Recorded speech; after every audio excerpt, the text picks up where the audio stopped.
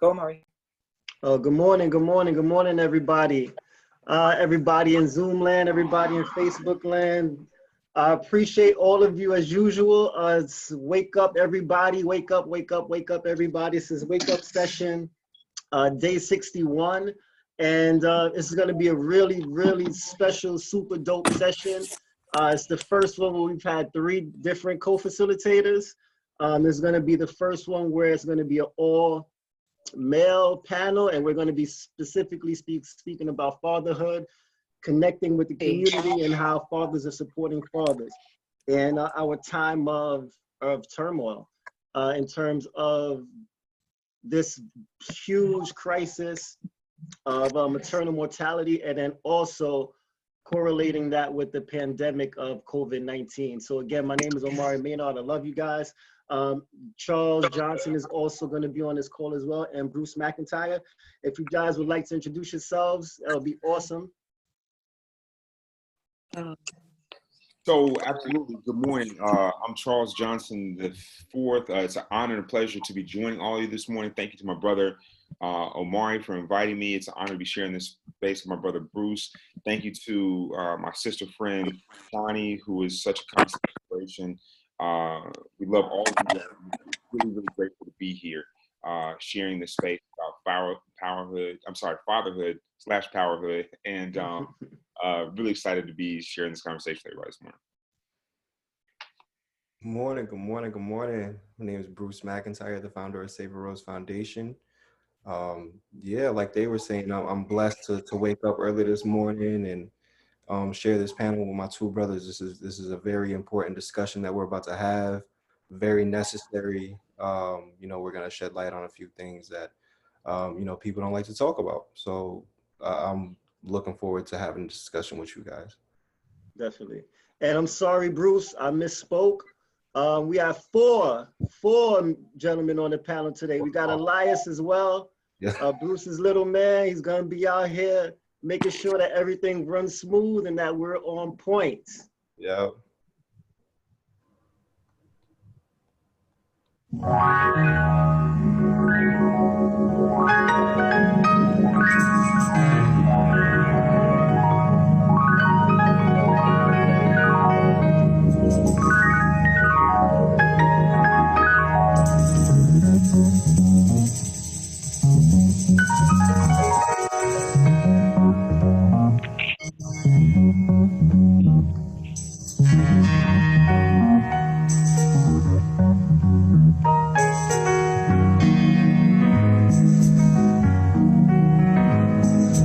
Wake up, everybody, no more sleeping in bed. No more back thinking, time for thinking ahead. The world has changed so very much from what it used to be.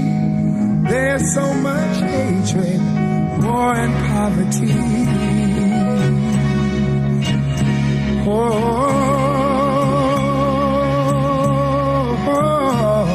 Wake up all the teachers, time to teach a new way. Maybe then they'll listen to what you have to say. They're the ones who's coming up, and the world is in their hands. When you teach the children, teach them the very best you can. The world won't get no better if we just let it be. Na, na, na, na, na, na, na. The world won't get no better. We gotta change it now, just you and me. Wake up all the doctors, make the old people well. They're the ones who suffer and who catch all the hair. But they don't have so very long before their judgment day. So won't you make them happy before they pass away? Wake up all the builders, time to build a new land. I know we could do it if we all lend a hand. The only thing we have to do is put it in our minds. Surely things will work out. They do it every time.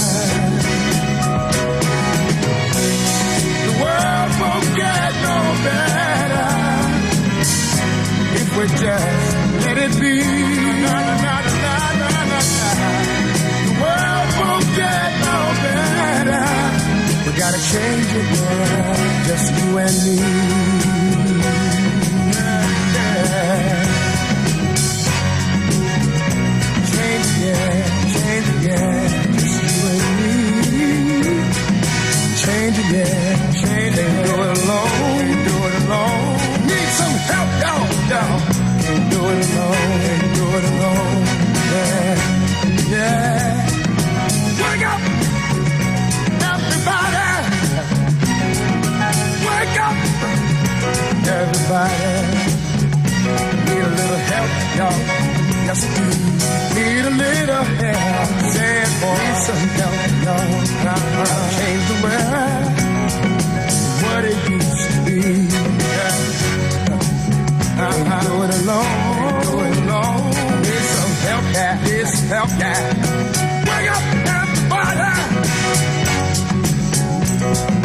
Get up, get up, get up, get up.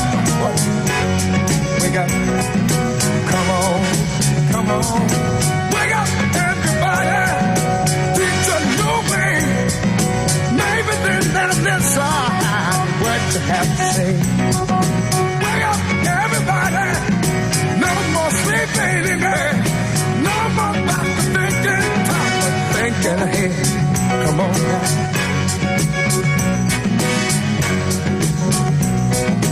Wake up, everybody.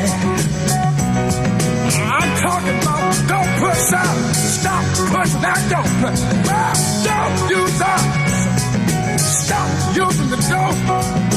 Wake up, yeah. Well,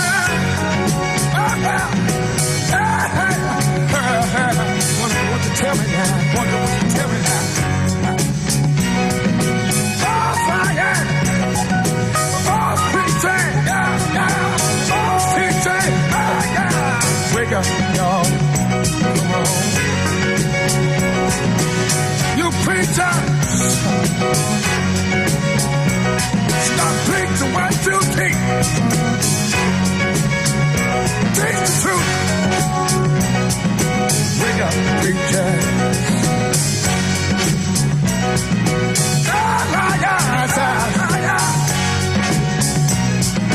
Politicians. Stop lying.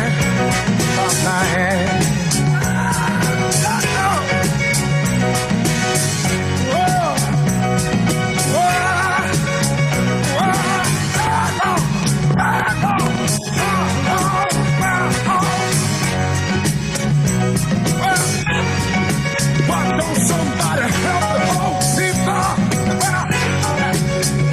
Help me, baby. Stay on that, baby. Help me, you businessman. What? Stop cheating. Stop cheating. Stop cheating. Stop cheating. Stop cheating. Stop cheating. Wake up, yeah. Wake up, yeah. Wake up, yeah. Wake up, yeah. Yeah, yeah, yeah. It don't matter. Yeah, yeah. What race? Creed or color? Everybody, we need each other. Wake up, everybody. Well, see,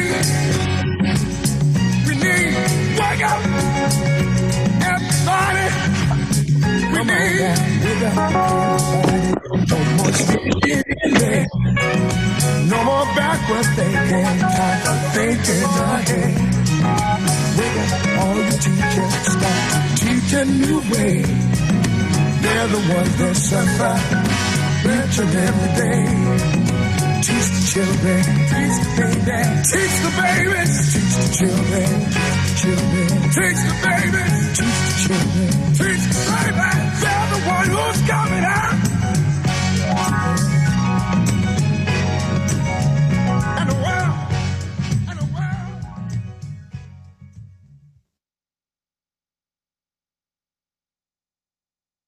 Morning again, everybody. My name is Omari Maynard. Today we're having myself, Charles Johnson, and Bruce McIntyre on the call today. What we're going to be speaking about is going to be very deep. It's going to be very insightful. It's going to be awesome. It's going to be warm. It's going to be heartfelt. We are four fathers, all kind of in this fucked up fraternity, for lack of a better term, who have been dealing with issues around maternal mortality specifically, and the passing of our queens, and how we're dealing with raising our children as fathers, helping and supporting each other as men, and then leaning on you guys, the community, as support. So I just want to give a brief rundown of who we are and our short stories. We're going to try to keep this as short as possible if we can. And then we're going to go ahead and move on into the segment for today. So again, my name is Omari Maynard. My queen, she's in the background over here, and over here is Shamani Gibson, amazing woman, Shawnee's daughter, mother of two children, Kari and Denari. Unfortunately, Shamani passed away on October 6th, 2019, due to blood clots in her lungs. Fortunately, she was able to spend some time with Kari before she passed. We got to be with each other as a family for about 2 weeks. She had a C-section. We tried to have a natural birth. We tried to have it at home birth. But unfortunately, it just didn't work out that way. We ended up going to the hospital and having a C-section. And again, you know, the C-section, there were some issues during the C-section, but all in all, she came home. She came home and she was good. The unfortunate and kind of, you know, just messed up part about it is that, you know, we did visit the doctor. We told the doctor her symptoms and, you know, how she was feeling. And, you know, we went to the doctor's office to make sure that, you know, everything was okay. But all our appointments were not necessarily for her. So our first appointment was to make sure that, you know, Kari was good, and, you know, that he was getting pretty much his follow-up appointment after about a week after his birth. And then the next appointment was to make sure that her staples were removed. And then during this appointment, she, you know, she let out her concerns to the doctor, you know, and unfortunately it kind of fell on deaf ears. And I want to say that was about less than a week before she passed away. And, you know, again, the blessing in this is that, one, that she was able to make it home and, you know, be with her son. And then also she was around family. You know, that night, it was me, I was in the house, Shawnee was in the house, as well as Aunt Margaret and her god sister, Kaya. And, you know, we were all sitting around as a family, having fun, talking, laughing, chopping it up, you know, and unfortunately things turned for the worse that night. But again, you know, we had a time and a chance to be supported by family and be together as a family. And, you know, ever since, you know, I've been on this crusade to make sure that I am the best person I can be and be the best man, the best father I can be. And, you know, really actively working on that on a day-to-day basis, consciously working on that on a day-to-day basis. And I couldn't do without it. I couldn't do this without my brothers, Charles, Bruce, and also our extended family. So Charles, if you can go ahead and, you know, take it over from here, and then Bruce, you're up next. Sure. Thank you, Omari. You know, I'm Charles Johnson. I am the extremely proud father of two amazing boys, Charles V and Langston Emil Johnson. But I tell people all the time that the best decision I ever made was making my wife, Kira Dixon, Kira Johnson. We talk about Kira, we're talking about someone who was truly sunshine personified, a woman that was so accomplished and so loving. She raced cars, she had her pilot's license, she ran marathons, spoke 5 languages fluently. And so we welcomed our first son, Charles, in 2014. We always talked about how we wanted back-to-back boys. So we were super ecstatic when we found out we were going to welcome our second son, Langston. and in 2016. So our boys will be, super close, to be 18 months apart. And throughout Kira's entire pregnancy, she had, she was extremely healthy. And we had recently relocated to Los Angeles, California. And so it was our understanding that Cedars-Sinai Hospital, that was the place. That was the, one of the best places in the world, particularly in the area of labor and delivery. So on April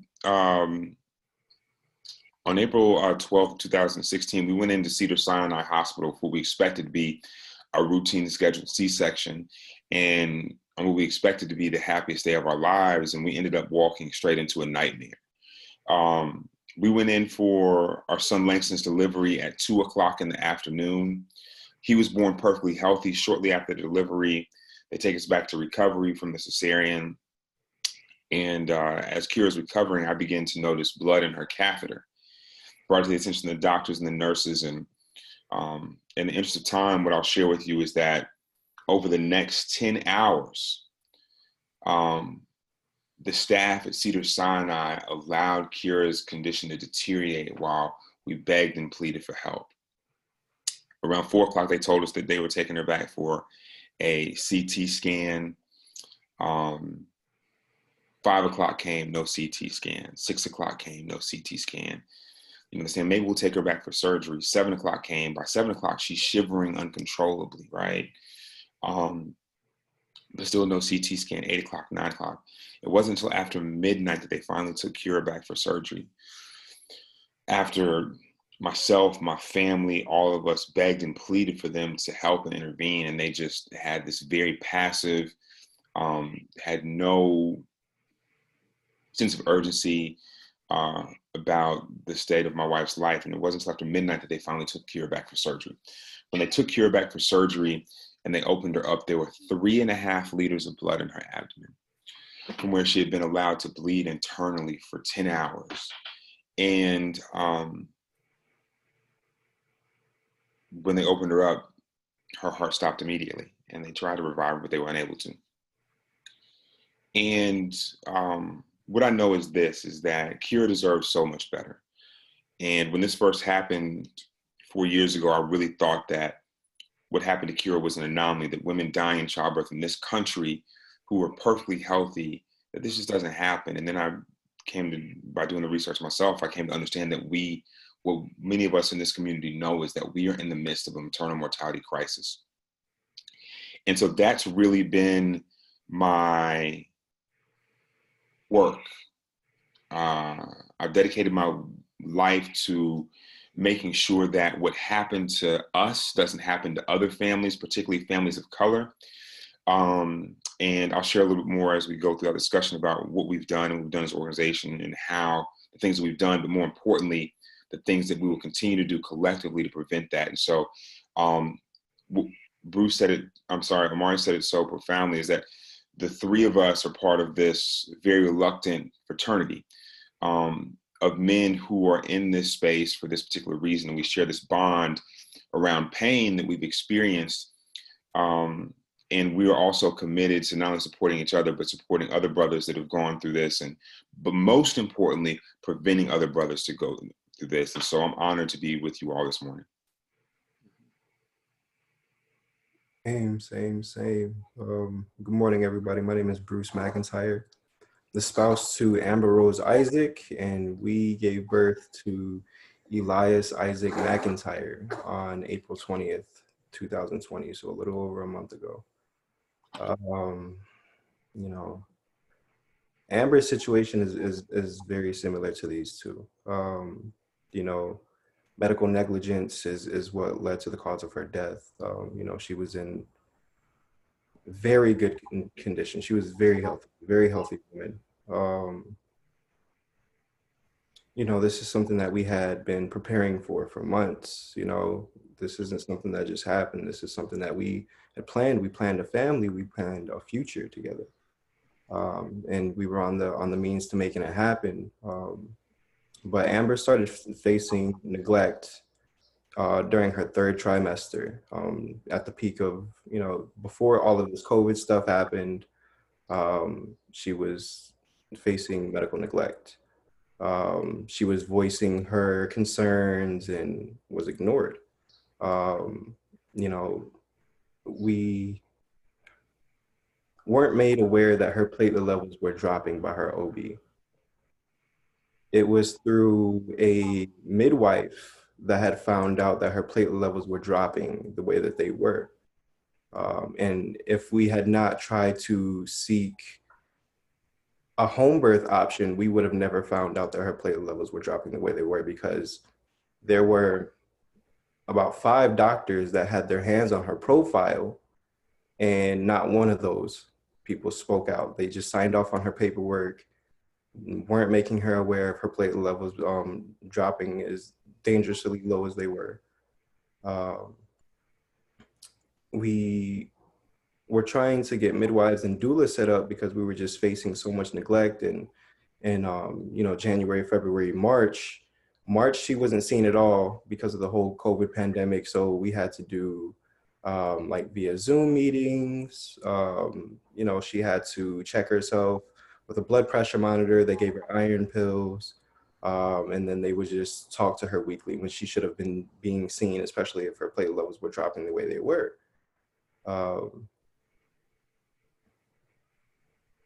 She wasn't being seen. They actually had canceled all of her appointments, including a high-risk appointment that very much well could have changed, you know, saved her life. It could have changed the outcome.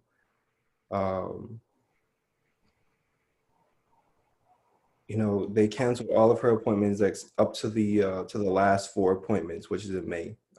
Elias was due May 30th. We never even made it to May. We never made it to May. You know, we got some blood work done on April 17th. They called us on the 18th to come in for just for a checkup, and, you know, yeah, just for a checkup, routine checkup to check on her platelet levels. So they ended up admitting her that day on the 18th, and they kept her overnight, and then it went from overnight to a couple of days. Then they started inducing her labor on April 20th. They started inducing her labor. And on that same day that she passed away, they had found out that she had developed HELP syndrome.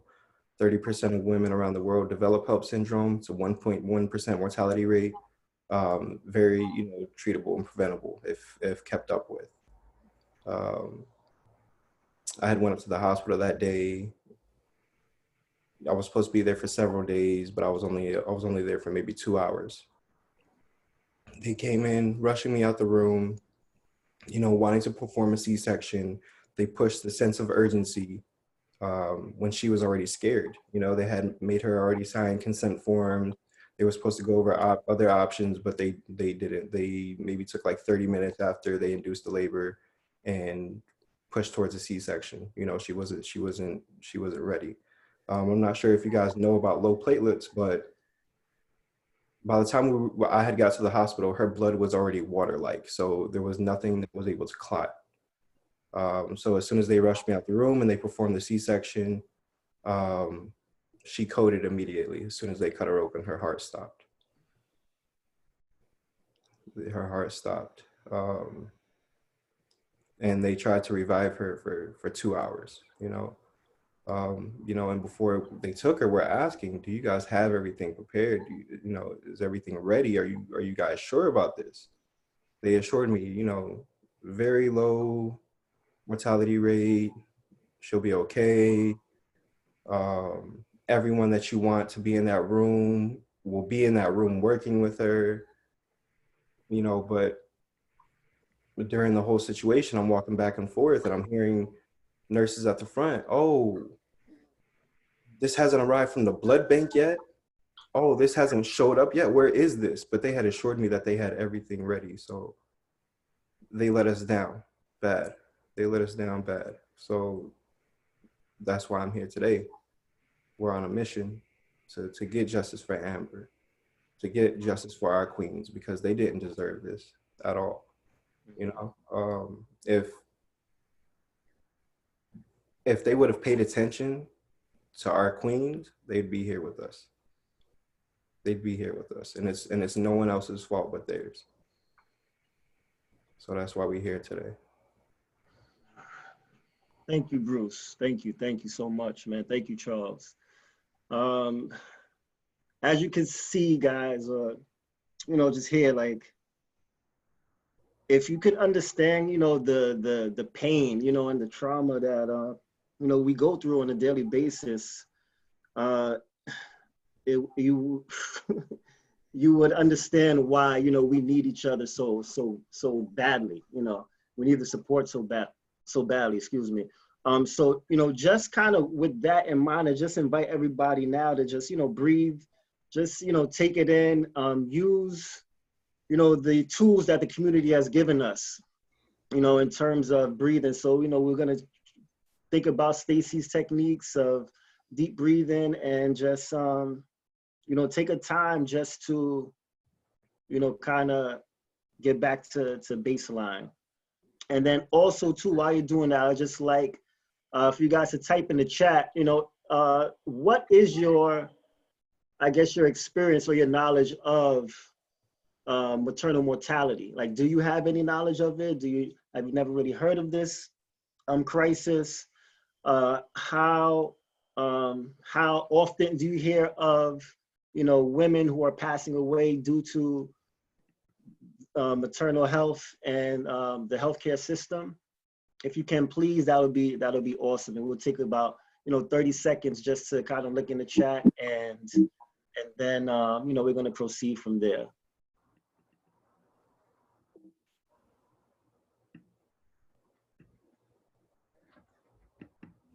So I'm seeing Stella says, not a lot, brother. iPhone says, I don't have any knowledge of it. Robin, I've never heard of this until Shamani. Omena says, yes, I do not know about maternal mortality. I do know about maternal mortality, excuse me.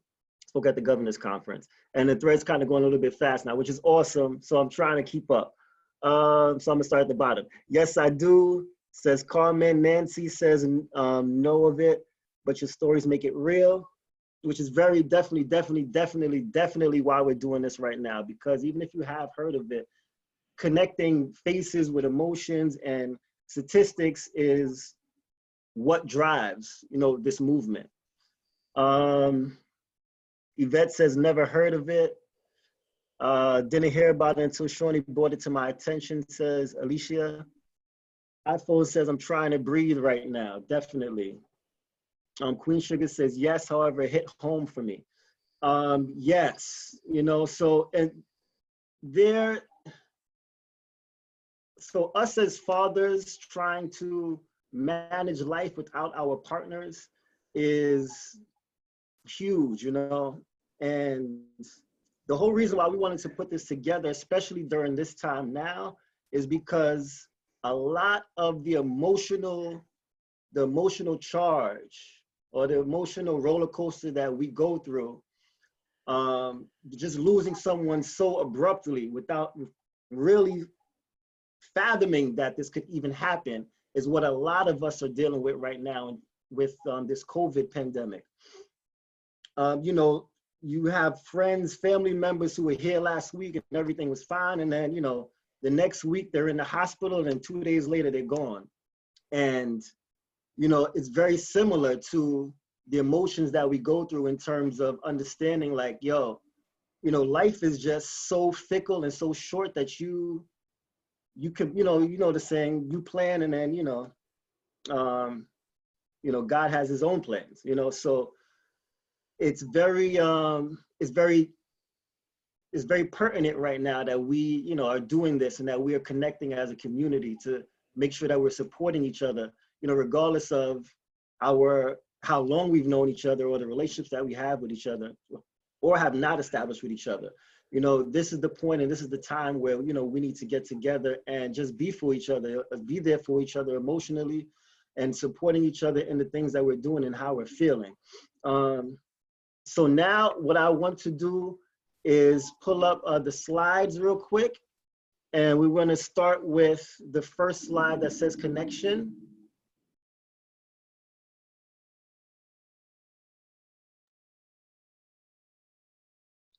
Thank you, Bielka. So if you have a pen and paper, you can write this down. If you don't, you can just type it in the chat. We're gonna take a minute, and I just want you guys to look at the question. So the question says, write down how and or what created your connection to the people within this community. Write down how and or what created your connection to the people within this community. And again, we want to think about how we got here, who brought us here, and then also why, you know, why you're here.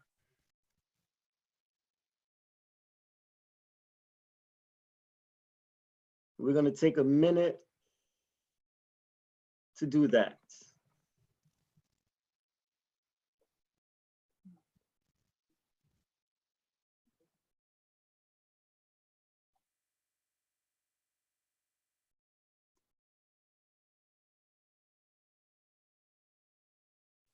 Omari, are you timing? Yes, I'm timing it. Okay, great.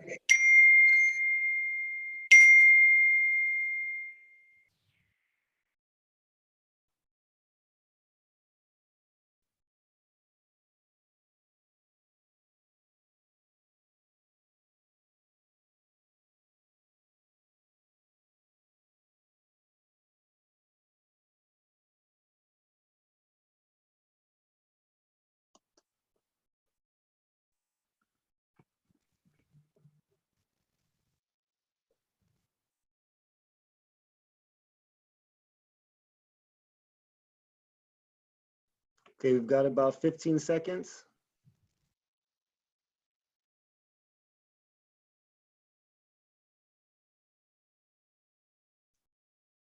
Okay, that's time. Now, the reason why I wanted you all to do this is because, like I said, we're connected through many different ways, right? You know, like my brother is in this chat. Shout out to Kobla, love you, brother. You know, I've known him my whole life, you know, so that's how we're connected, you know, and we're connected in many ways, in many different ways now, because our relationship, because of this platform specifically, is changing. You know, we are a lot more open with each other in terms of expressing ourselves, expressing our feelings, bouncing ideas off each other, letting each other know, you know, what we're going through at the time, and you know, supporting each other on a much more holistic level. And you know, I've known him for my whole life, like I said, you know, but as opposed to Bruce, you know, who I've known maybe a month. You know, the first time me and Bruce actually, you know, touched and felt each other was, you know, last week. You know, we actually were able to put hands on each other and give each other a hug and, you know, really chop it up. But, you know, I say that to say, the first time that I spoke to Bruce, like it was, and Charles and Mustafa and all the other gentlemen, and Karenga, all the other gentlemen who have been on this path, who have been feeling, and you know, the same ways that I felt and been dealing with the same issues that I've been dealing with, have it's been instant. It's been an instant connection. It's been an instantaneous, you know, connection where we are able to, you know, just really let down our guard and be men and allow other men to come into our space and provide us support, you know, and tell us, you know, what they're going through and how they're actually dealing with it and things that they've learned from other people. You know, we don't have to fight this battle out by ourselves because we don't have the answers. You know, I don't have the answers. Bruce doesn't have all the answers. Charles doesn't. But collectively, we can work together to make sure that we're supporting each other and building a platform for others to get support as well. And in that pain and that trauma that we're dealing with, we can flip that and not necessarily stay in those dark places, even though we do need to explore those dark places. But now we have people who can explore those dark places and spaces with us so that we're navigating together. We're not doing this alone, you know, and really that's the biggest key to making these connections and then fortifying these connections. And, you know, turning this pain and that we have into power. Omari, I wanted to ask you and Bruce and Charles about this piece called connection that you're speaking of.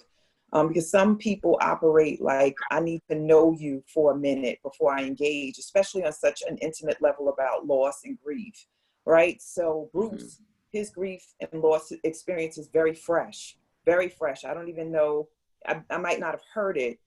Bruce shared like when Amber actually transitioned. So I would love to hear from the other two brothers about this concept of connection, because you, Bruce, and you, Omari, and Charles, I would imagine, because you brought him in, were thrust into this connection and this fraternity, as you call it. So how is that for you, making this deep connection on in such a tender situation of grief and loss, and especially the loss of your partners? Because you need it. It's well needed support. A lot of people are scared to come out and say that they need help, that they need support. You know, I've never been in this position. I never imagined myself being here in this position. But I'm man enough to realize when I need help, because I was scared for myself. I was scared for Elias. I needed to talk to people that have gone through this so I can learn how to cope. You know, all of it is very fresh and it's very hard, but you know, that's when turning pain into power comes into play. You know, I can't just sit around and not do anything about this. I know Amber would be all in my ear telling me, you cannot let this go. You can't let this slide.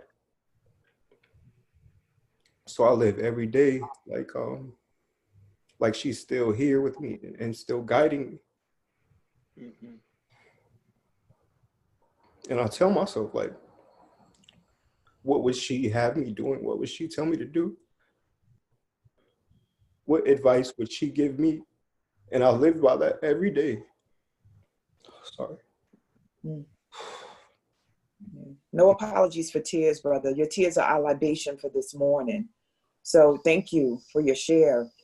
Charles, I would love to hear from you too, because, you know, not only the loss, but you're connected to a family. I mean, I would imagine yours too. You know, you were already in the community before this happened, you and Kira, and just your connections that you already had in place. So that level of community and the size and the network was already there. But this is a deeper and a different level of connection.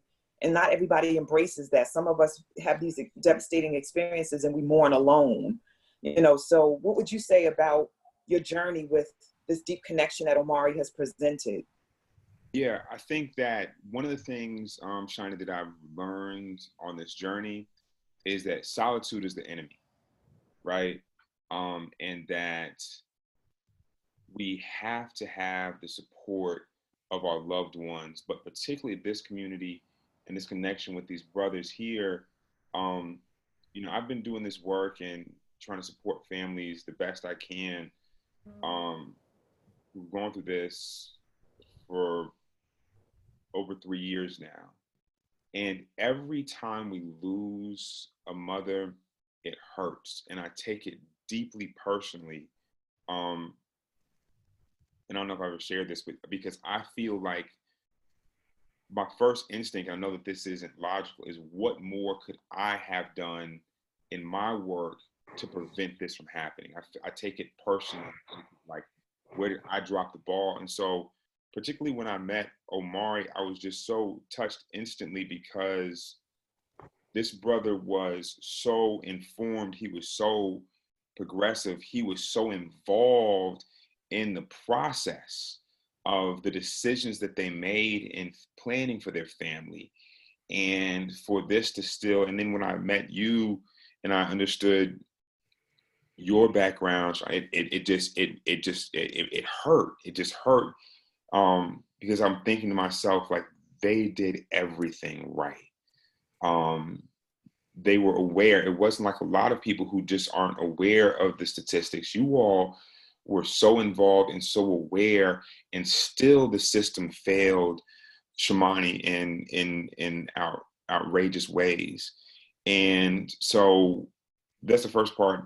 And the other thing that is unique about the bond, and there's far too many of us men in this very reluctant fraternity, but the thing that is special about both Bruce and Omari that I'm so grateful for, and they inspire me because of the fact that they are committed, and both committed very early on their journeys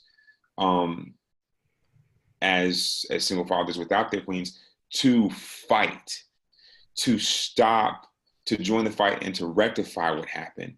And that's not the norm. And I'm not critical of anybody in their journey, right? Because God knows it takes enough just to get up and put your foot in front of one foot in front of the other and be there for your own family.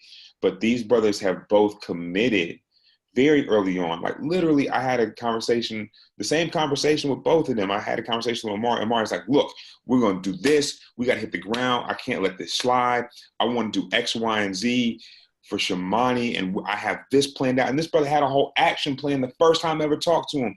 And she had just passed weeks ago. And I'm like, bro, like, just take a deep breath. And he's like, nope, this is what we're doing. I said, all right, I'm with you.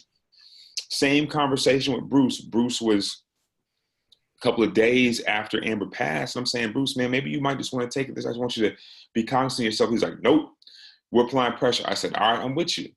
And I'm just really in awe of them as men, as fathers, and they just inspire me constantly. And I'm just grateful for them. And just to be honest, for me, the road to advocacy, the road to change over the past has been a lonely one. There's been a lot of support, but not necessarily support from people that have walked a similar, a parallel path. And I don't want anybody to walk the path, but the fact that these brothers are walking the path of trying to be fathers, and of not trying, but being fathers, and also being advocates and fighting, is just something I'm exceptionally grateful for. And, we will be forever bonded. Beautiful, beautiful. So, Bielka, can you read the chat? Because I know the community is with us and they're holding space, and we want to see what they're sharing about connection and community. Yes, absolutely. So they're saying thank you for your openness. That's from Aisha. Otha says, let it drive you, push for her memory and your child's future. Thankfully, this is from Cynthia. Thank you for your brothers, fathers. Your strength goes beyond what you can imagine, and truly honoring to your queens' families. Damn, now I'm tearing. It's okay, Bruce. They're lifting you up, sending you love and light. You're in a safe space, safe place. Privately, I got a message that said, this is a hard one today. Mika says, solitude is the enemy. Awesome.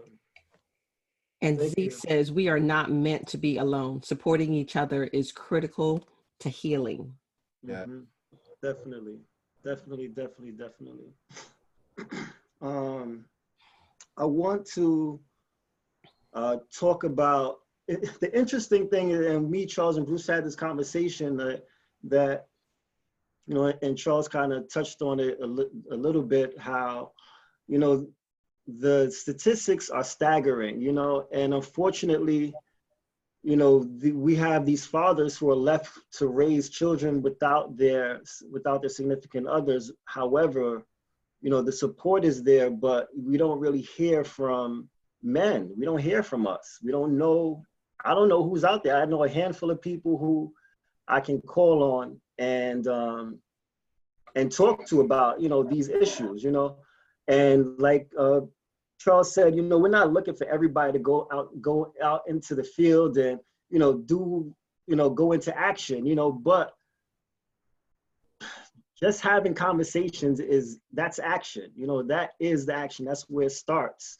And, that's what we need, even though I know I can call on these guys at, 1 in the morning or 1 at night, 1 p.m. or 1 a.m. It doesn't really matter, and I know that, when I'm in the Bronx, I'm good, just like I know when I'm in Atlanta, I'm good, and vice versa. But at the same time, there are people out there who are hurting, you know, and you know, we're just better together than alone, you know. So just, you know, with that said, the interesting thing about the three of us is that we're all have our own initiatives and they're all totally different. Like I can't do what Bruce is doing right now, and I can't do what Charles does, but I can do what I know how to do, right? So I'm gonna speak about our foundations and just what the drive was to create them, and then, you know, what we're doing with them right currently. So the foundation that I'm starting is called the ARIA Foundation. It stands for the Association of Reproductive Innovation through Artistry and Healing. So before, you know, Shamani passed, we had our company called Artful Living, in which we created pieces, we did murals, we did commission work, we did events, we did paint parties. And, you know, we use this to engage in the community, to help heal the community, to start conversations and just have people, give people a chance to relax and get a space where they can just paint and just be and just let their spirits free. That rhymed too, that was dope. I wasn't even trying to do that. You know, so, and that's what it was. And it was amazing. And it is amazing because we still have it.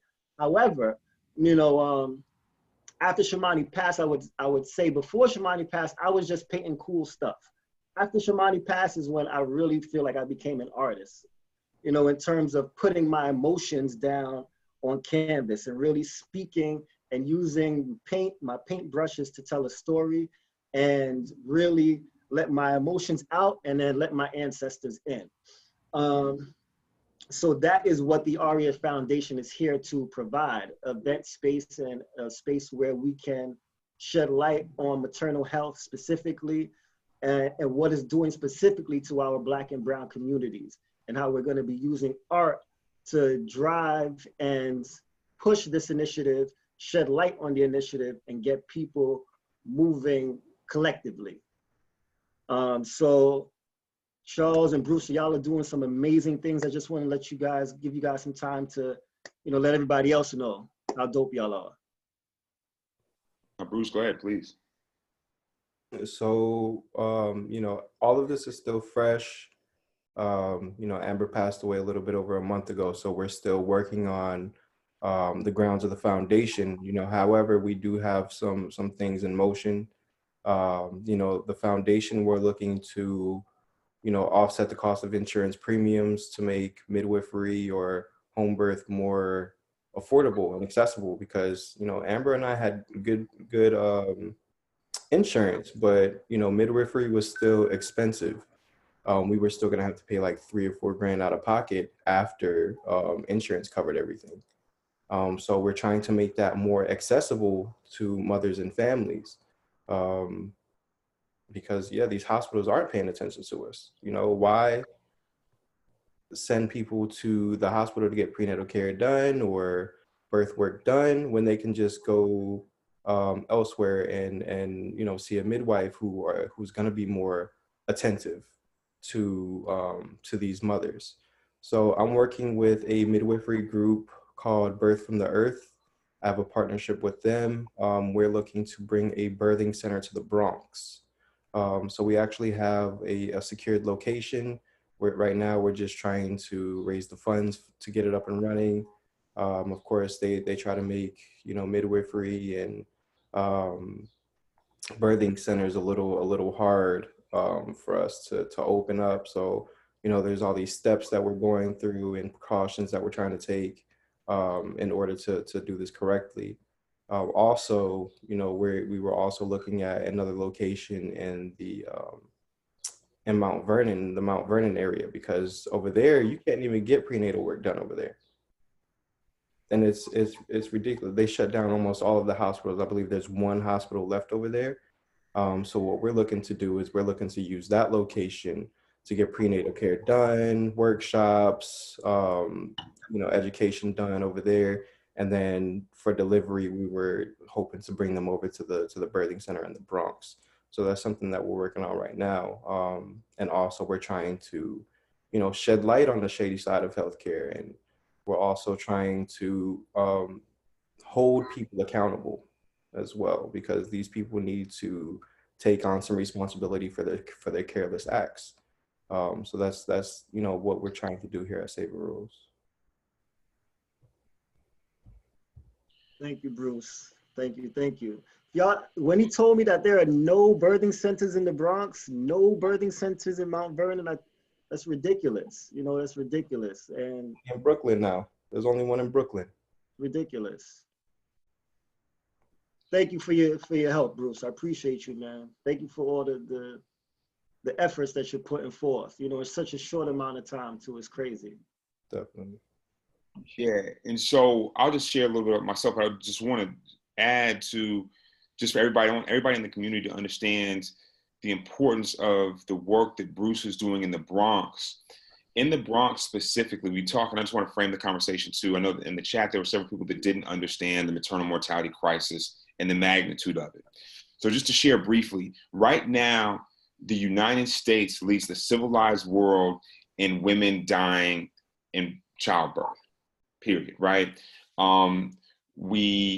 Right now in the United States, it is more expensive and more dangerous to start a family than it ever has been before. Even more shameful than that is that African-American women are dying 4 times as often as their Caucasian counterparts, right? And I see somebody saying in NYC it's 7-1, but wait for this. In the Bronx specifically, the racial disparities are 12-1. Let that sizzle in your spirit for a moment. African-American women are dying 12-1.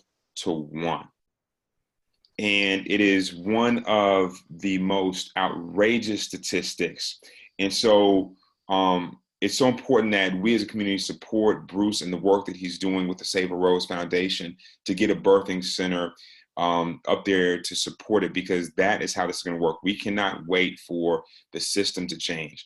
The city has done some things and implemented certain processes that they're trying to do it, but we can't depend on it. It's up to us, and our community needs to be the driver to turn this around and save sister. So Bruce, we commend you for that work that you're doing. So for me, I started on this work several years ago. When this first happened to me, I had no clue.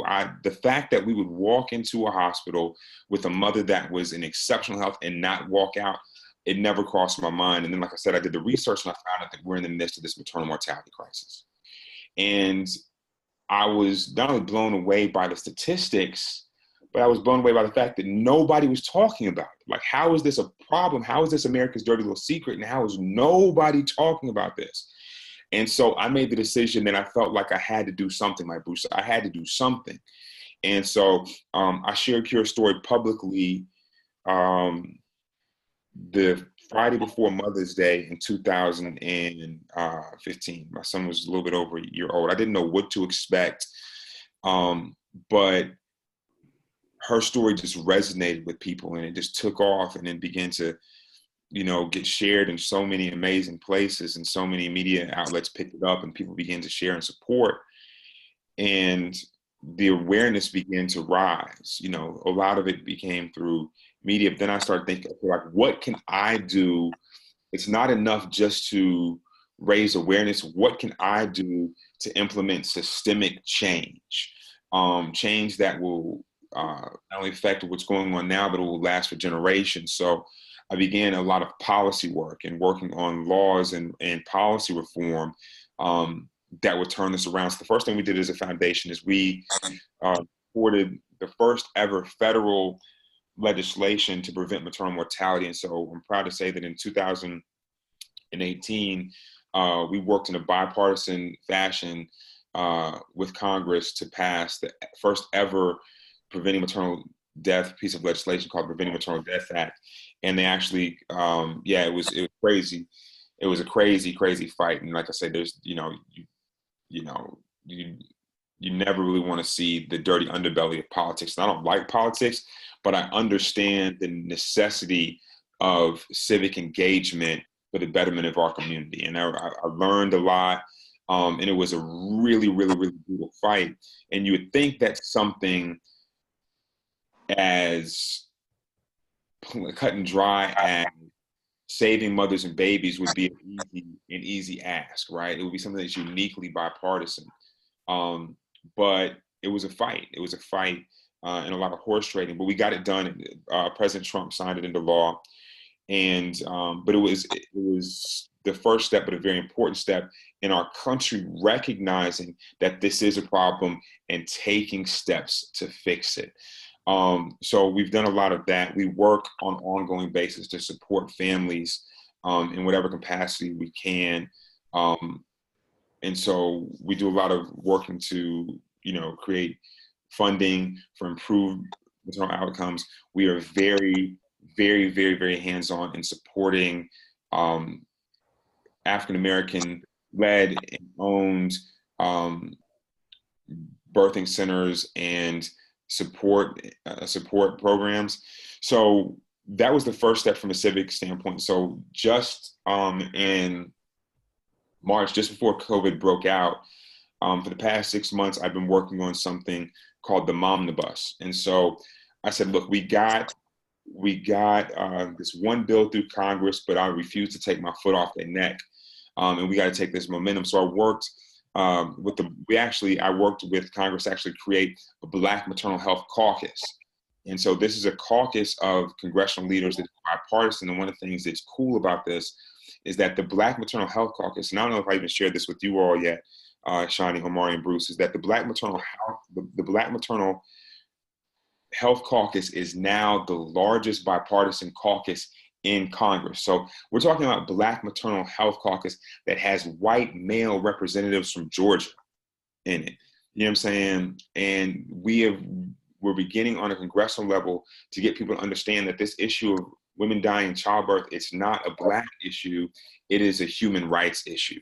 Yeah. So, and with the help of the Black Maternal Health Caucus, we went back to Congress in March and introduced something called the Momnibus Bill. And what the Momnibus Bill is it's a comprehensive package of bills. And like I say, the old folks say in church, this is shouting news. I'm starting to get goosebumps talking about it. So the Momnibus Bill is a comprehensive package of laws, not one, not two, not three, not four, but 12 bills that we introduced simultaneously, specifically to address the maternal health crisis in this country. And so we went to Congress and got these introduced, and they address all aspects of the maternal health crisis. We want to do something comprehensive, so it addresses specifically women who are incarcerated and their unique things that they're facing. It addresses women who are in the military. It has a specific bill in there about how we can better use technology to support women. And bundling this bill, and I'm happy to share the information with you all as a community so you can get it out and you guys can take a look at it in the extra time. But within this bill is the Kira Johnson Act. And what the Kira Johnson Act does is it does several things that are cool. It provides more funding for midwifery and doula care. It provides oversight and training for implicit bias training. But this is the cool part. We talk about, like Bruce said, accountability. We have to have accountability. We have to have transparency. What this bill will do, and one of the things that we see consistently through my story, through Bruce's story, through Omari's story, is that people fail to prioritize these women, and they were neglected and they weren't humanized.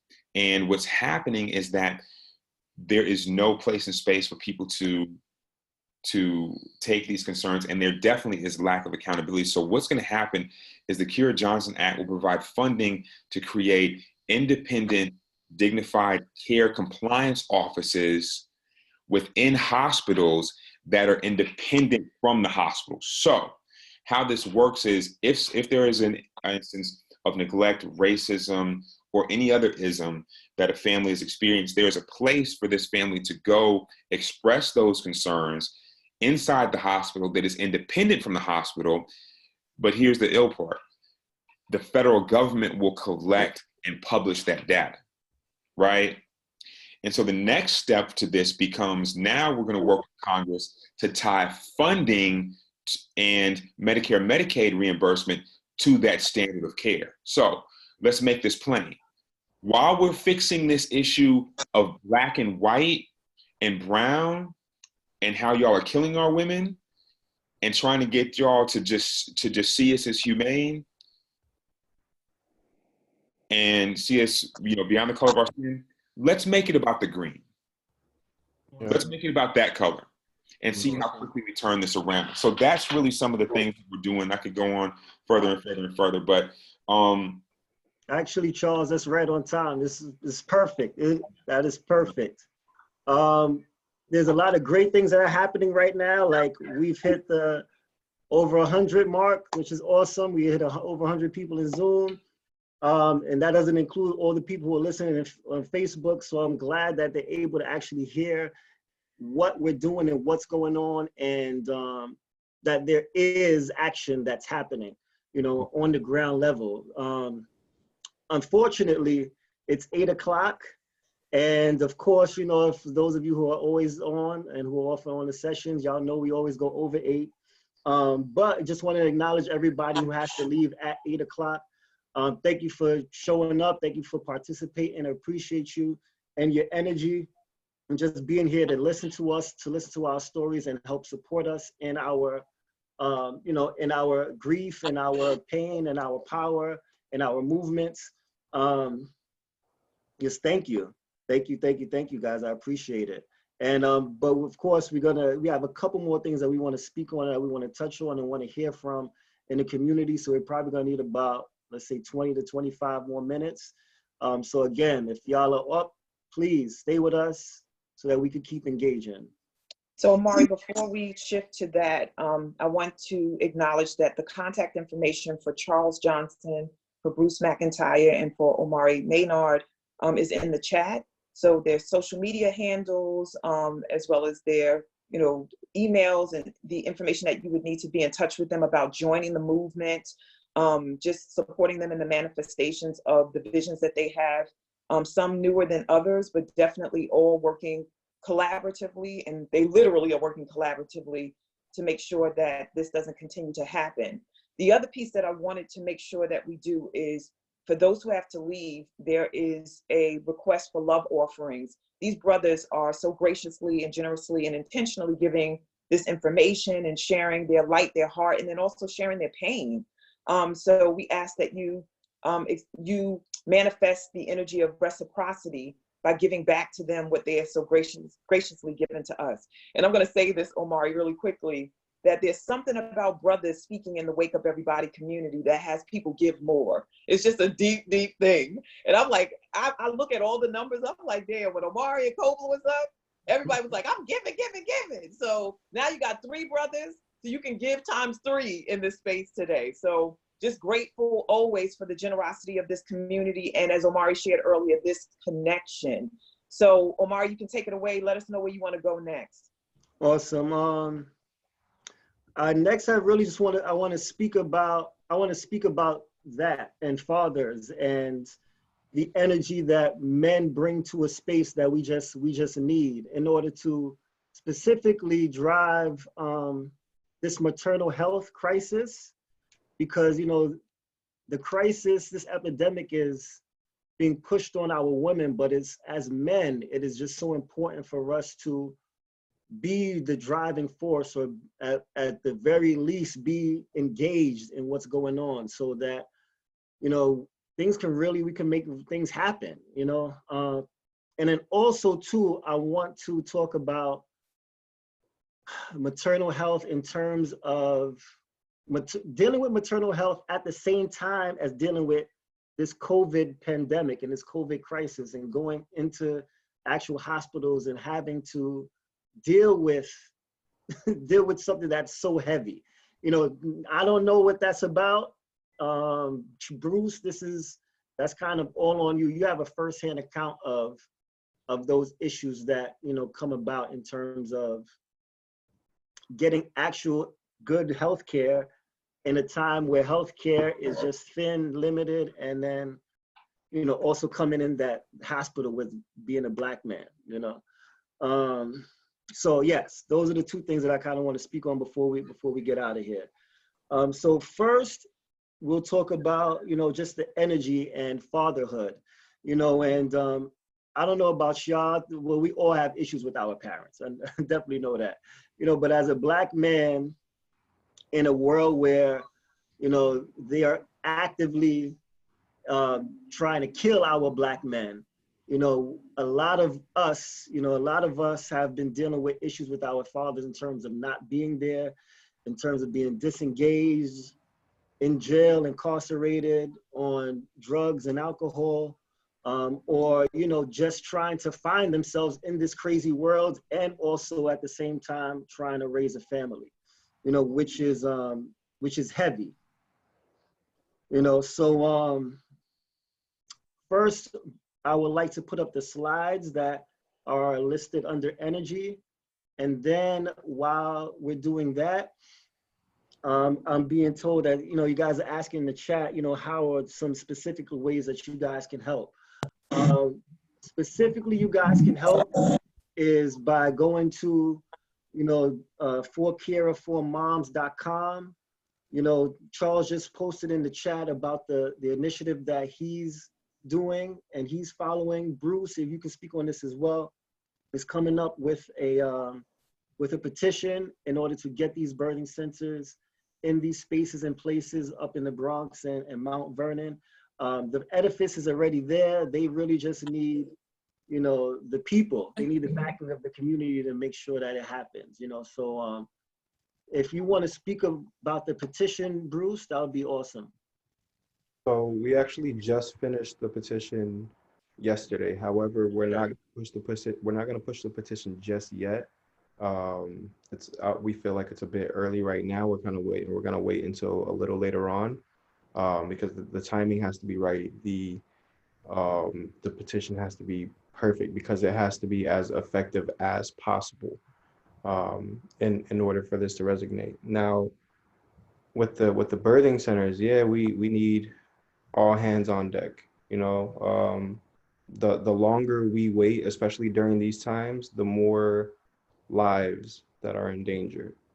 You know, we have to protect our community, has to protect our people. We need to stop being so delusionalized to a system that doesn't work for us. Definitely. You know, so Definitely. it's because it's not the state that's trying to bring a birthing center. It's the community reaching out of their own pockets to bring a birthing center to life. You know, there are only, out of, I believe it's 386 birthing centers around the state, and about 9 of those are Black and brown owned. 9 out of 386. And just real quick point of reference, do you mean nationally, Bruce? Yes. National. Yes. Well, no, yeah, in the U.S. In the U.S. In the U.S. There are only 2 in New York, 1 in Brooklyn, and the other one I believe is in Buffalo, upstate. So these women are having to drive 4 or 5 hours to go out of their way just to give birth. You know, because they can't go 5 minutes away to the hospital because they know that they're not going to receive proper treatment. So, you know, it's dependent on So Bruce, something is happening with your sound, but one of the things that we shifted from, and I'm not sure if you're able to speak about it because of the sound challenge, but was the impact that COVID-19 has had on these stats. We were already struggling. Yeah. We were already teetering on the edge. We were already in danger, inside of a space where we should be like in our most natural state as women and as you know, their mates and family members just preparing to do what the body naturally knows how to do. And here we are in a state of crisis on a level that words cannot describe. So we were already on the edge, and now COVID-19 has kicked us off the cliff. Yeah, so what didn't get spoken about explicitly is the reality of what COVID-19 creates when you're doing telehealth instead of someone laying hands on you, when people in the hospital in a frenzy, you know, they're scared of you because they don't know if you have the, you know, the virus, and it's a different world. So where we were already in danger, now it's, I mean, I don't even have the words to describe. So I would love to hear from you, Omari, was saying that you're the only one out of the 3 who's experiencing COVID-19 and its impact and lost your mate inside of this insanity. So I just wanted to see if you could share about the difference that you see between your experience with COVID and maybe an experience 6 months ago or a year ago. Yeah, so we are in more danger. You know, Black women are 8 to 12 more times likely to die than their white counterparts, and this data was collected before COVID. So imagine what these numbers are today. Imagine what these numbers are today. You know, with the whole COVID situation, we had to monitor ourselves from home, even with, you know, Amber expressing herself. My skin went from dry and dull to visibly. Even with Amber expressing herself and letting them know what was wrong with her, they still weren't seeing her. They were just like, oh, take these iron pills, monitor your blood pressure, and that's it.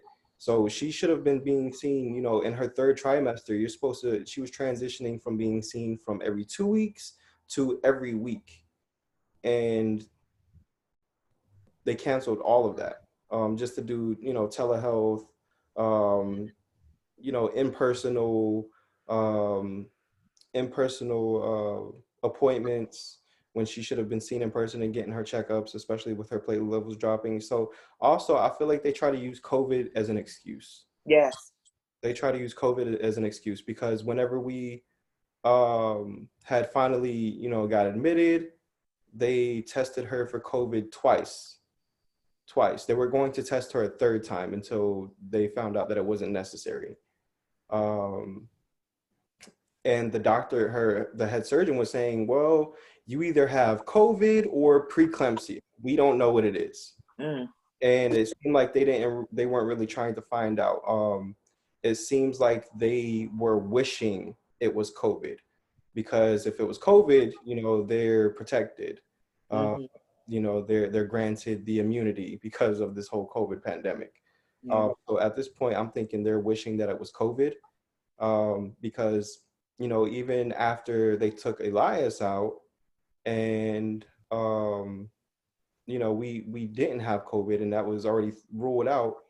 Whenever they were whenever the OR was calling like all, you know, emergency medical staff to the back, the announcer had to say 3 times that she was a non-COVID patient.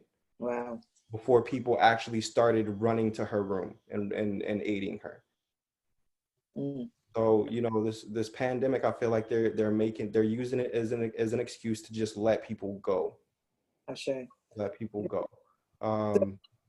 Bruce, I wanted to, first of all, thank you. Like I said, and I want to be very careful with this, because when Black folks exhibit strength, it's a funny thing, because it's part of like a racist trope that is associated with us. Like, we can take it all, and we take that on as people who've experienced oppression and are expected to keep working and doing and not feeling. Like, we're viewed as not feeling, literally and figuratively, as far as levels of pain and also emotional states. So you brothers in this space are debunking that myth, that stereotype, and then also, you know, just recognize. Also, if I could say one more with this COVID thing too, a lot of these hospitals, if you're not, let's say with this whole pandemic, the funeral homes, right? They have a 2 to 3 month waiting list. A waiting list. And what these hospitals are doing now in these times of COVID is, it doesn't matter if you had COVID or not. At this moment, after the hospital, on all of the death certificates in the hospitals, they're sending their patients to Hart Island to throw them in a hole with the rest of the COVID patients. It doesn't matter if you have COVID or not. That's just what they're putting on these death certificates, because I guess if you're not able to find a funeral home or a funeral director to help you out, they're just going to send you out. And they're doing this with everyone at this point, which is disgusting. And I feel like a lot of people don't know this. A lot of people don't know that this is going on right now. That if you're not if you're not handling this in a timely manner, that your loved one could just be thrown in a hole with COVID patients. So it's. Thank you. I wanted to point to what you're saying and what Omari was speaking about in reference to energy, forgiveness, acceptance, like, whoo, just our family, you know, just where we've been at in reference to processing, you know, Shamani's transition. And if we were driven by rage and resentment and a lack of acceptance, none of this would be happening, including the Wake Up Everybody movement. So also what I want to point to is that you said they ruled out COVID. We didn't have COVID. I love that you said we. I love that this is men talking about the we of pregnancy and the we of generating family on a deeper level, and the we as a collective consciousness to move this shit and this scourge on our community of maternal morbidity and mortality. And also, this is a whole other conversation, is how infants aren't making it. And sometimes it's both the infant and the mom, you know, and then the devastation of going in to have your baby and then being in a space where there's all these codes and people are scared of you and assuming that you have the virus. Like, it's just, there's so many levels of insanity inside of this conversation. But Omari, pivoting back to you around this energy piece, because I feel the energy of the community in my freaking body right now. Just the pain, and we haven't even heard the voices of the community yet. So I would love for you to take us where you want us to go and unpack that, and then we can hear some of the voices of the folks who have been holding this container for the conversation since we started. Yeah, most definitely. As you were talking, as Bruce was talking, I'm definitely going to touch on this part or this aspect of the session, but I don't want to cut it short or cheap or sell it cheap. So I think that I'm going to have to come on again sometime in June to really, you know, really kind of unpack this and take it apart, you know, so that it's, you know, it's effective for everybody. But, you know, just touching upon, you know, just dealing with traumas, you know, we've all dealt with traumas. And as an adult, you know, as a father of 3 kids, like, I have just a way better understanding of what my father was going through, you know, and some of the things that may have pushed him to do what he had to do, you know. And I don't want anybody to think that the relationship that I had with my dad isn't great. It's awesome. You know, it's not like he wasn't there. He was there. You know, him and my mom separated, but I would consistently see him, you know, on a regular basis, you know, so it wasn't like he was just totally absent. However, you know, because of the way we engaged each other and how we were as a father and a son, you know, I missed out on a lot of things, and he missed out on a lot of things, you know. And, you know, as an adult, you know, as a child, you carry things into adulthood, and, you know, your child brains makes up this story around why he did or didn't, or why he could or couldn't. And I'm specifically speaking about this because Shamani changed our relationship. But even before she passed, because of how she dealt with her relationship with her father, and me watching her and seeing how she actively pursued a relationship with her dad and really forgave him, and gave both of them the space to try it again, to not even try it again, but to do it again, to change the direction, as opposed to just saying, hey, this is what it is, this is what we do, you know, our relationship is kind of fucked up and it's all good, because it's really not, you know. And watching her and how she engaged her dad, and in the process, pushing me to push my dad, because that's what we all need. We all need to shift that energy. We got to push that energy. We need to move that energy and to create it, to be able to create it in a way that we want it to be, you know? So after she passed, and my dad saw that, you know, and like he saw that. And when she passed, he and our bond became so much tighter, you know, in terms of really just, again, being open and emotional. And I'm speaking through all of this, I'm like, my voice is cracking crazy because there's just a lot of things. It's just a very heavy conversation, you know, it's a very heavy conversation, and I'm just happy to be able to share with everybody. But, you know, our relationship definitely, and our bond became a lot closer because we were at a point where we both decided that we were going to be vulnerable together, and we were going to work together in order to get past any issues that we did have, because they were all bullshit issues. It wasn't even a thing. It was just conversation. It was just about not sharing, not being comfortable to share, you know? So that is, I know that for me, that's what me and my dad go through. And I think that that's what a lot of fathers and sons and fathers and daughters and, you know, husbands and wives go through in terms of just communicating and understanding that everybody's not perfect. Everybody has a story, and everybody has to be mindful and come with that positive energy, you know, in order to create the lives, the relationships that they want personally, you know. So that's just my take. Now, I had on the slide too, and again, I want to kind of, I'm not even going to ask the question in terms of giving it out to the community, because you guys are all chatting and doing your thing in terms of even just shooting it in there. So that's awesome. But again, we're going to do this again. And then we're really going to dig in deep into, you know, really unpacking this. So I don't know, again, out of Bruce, Charles, I know you guys, you know, but I don't know what your relationships were in terms of how you've dealt with your fathers and how your fathers are motivating you now with that male energy and getting that fatherly energy from other people. You know, like I got my man Isaiah's on here.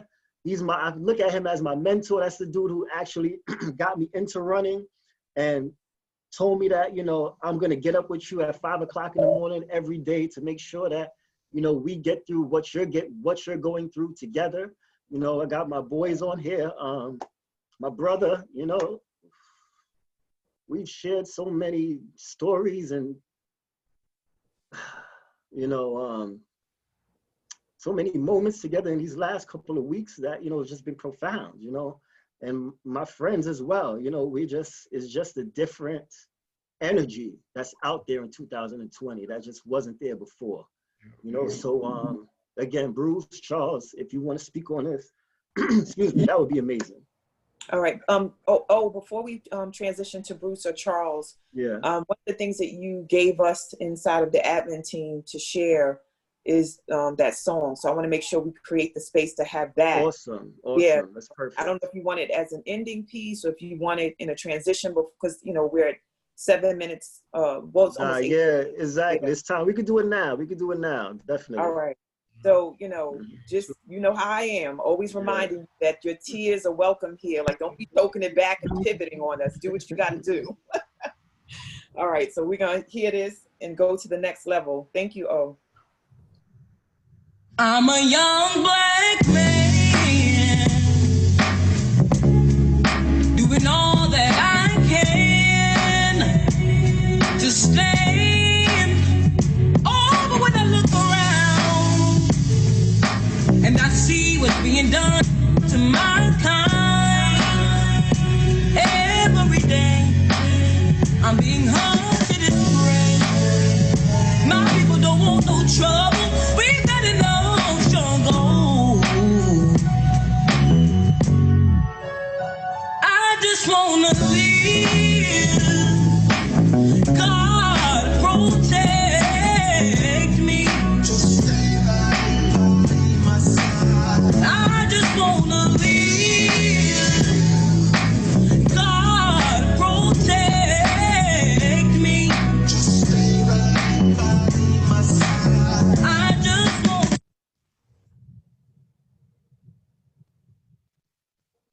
Awesome. Thank you, Shawnee.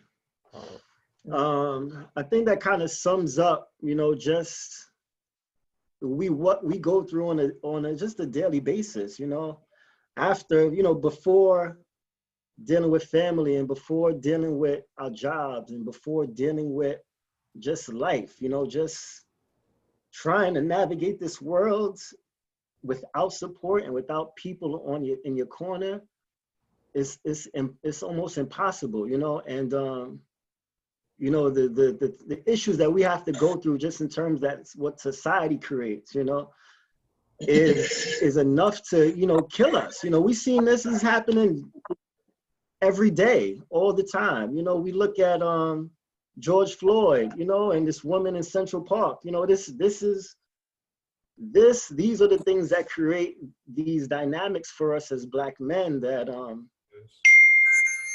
just the struggle, to try to overcome, So I just push for everybody in the community to, just look at the people who are around you a little bit differently, a little bit more closely, a little bit, and dig, let's not keep things on the surface level, because we're not supporting each other in that way. It doesn't work. It doesn't work. We don't really build strong relationships and bonds. We build frenemies that way, So again, gentlemen, I don't want to just keep talking. If you guys, maybe you have something to chime in, that'll be awesome. Yeah, the same thing about forgiving our fathers. My parents had me at 16. They were kids, My dad was out in the streets, doing what he was doing. And him and my mom didn't really have a good relationship, So I grew up without both mother and father. I got emancipated when I was 16. And I'm thinking my whole life, like, I don't want to be like my father. I don't want to be like him.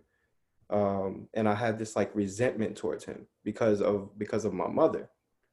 But growing up, and now that I'm older and seeing how he's doing, because now he's the president of a real estate firm, and watching him go from the streets to that is empowering to me. And that just, it makes me feel like, oh, people do change. People can change if they apply themselves.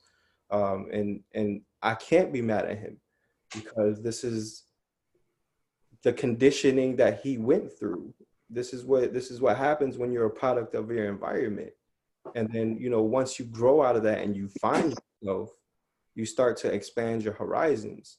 So, I'm very proud of him, and I'm very grateful for both of them now, because it took them for me to learn my lessons, to learn what to do, to learn what not to do. And that helped guide me to who I wanted it to become. That shaped me. It made me strong. But to the parents out there, we have to watch what we're feeding our children. They are fast learners. Their brains are like sponges. So there's people out here, showing their kids all the wrong things, and then they're gonna grow up to be products of their environment. So this is a new conditioning process that people aren't aware of. They think all of these things are cool, that they're cute, funny, when they see that their kids are doing something that they shouldn't be doing. And that's stuff that we have to monitor and take responsibility and accountability for, because we don't want our kids growing up like we did. We want better for our kids. You should always want better for your children. So, watch what you're feeding your kids, watch what you're showing your kids, and help them avoid this conditioning process. Yeah, so for me, specifically around my relationship with my father, me and my father, it's kind of like everything I'm not made me everything I am, right? And so my father and I have never had a good relationship, but much to what you were saying, Bruce, that's what drives me to be the father that I am. Like, right, in almost 40 years, I've never heard my father say that he loved me, right? So subsequently, I am over the top. I tell my kids I love them 50 times a day. Mm-hmm. And I make it a point to be obnoxiously involved, right?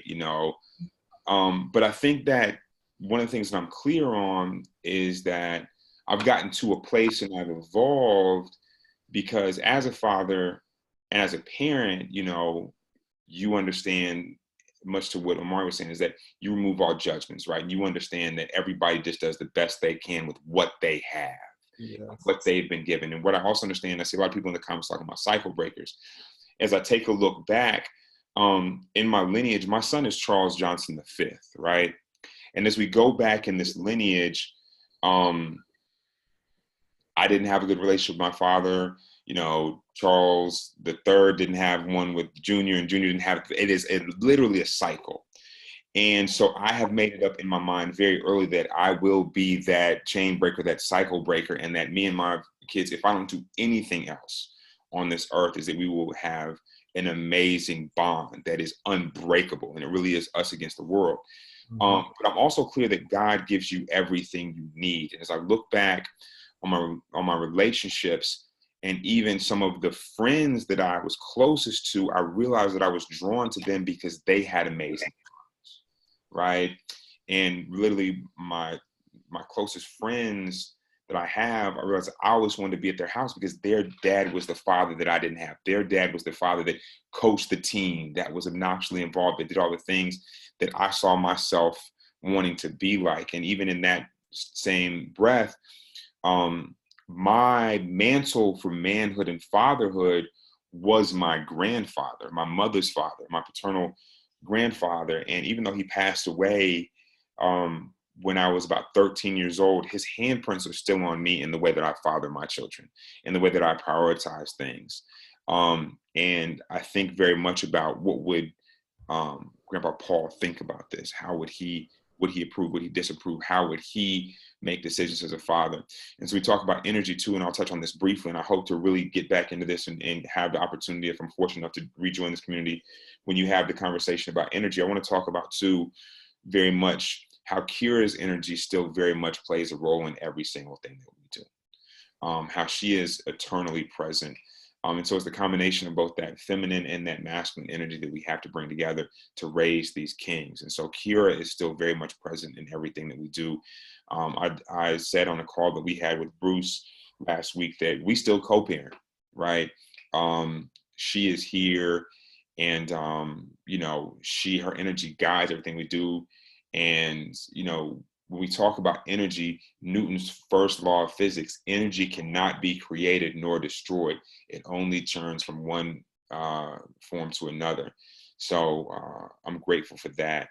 And we just walk every day, doing our best to make her proud. Yeah.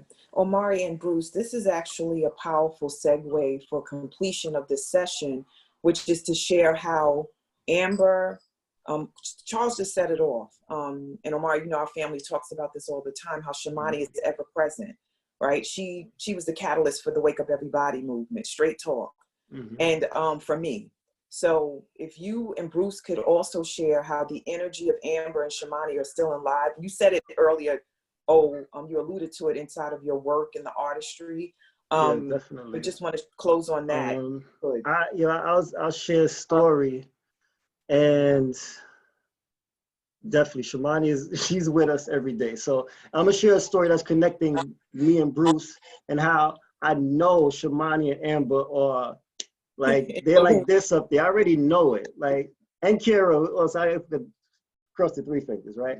But so I was telling the fellas, like, for some reason in my mind, like, I thought that after Shamani passed, that was gonna be it. Nobody that I would meet would be dealing with the stuff that I'm dealing with now, right? And of course, a week later, I found that unfortunately, somebody's significant other passed away, and now this gentleman is dealing with loss, and people come up to you and they want to give condolences, and I can help, and how can I help? Which is awesome, and I love every second of it. But at the same time, I felt like you don't know what I'm really feeling and how I'm really feeling and what I'm really going through, right? Until I spoke to these gentlemen, right? So I find out that Amber passed away. Somebody sent me a post in IG, and then I hit Bruce up, immediately.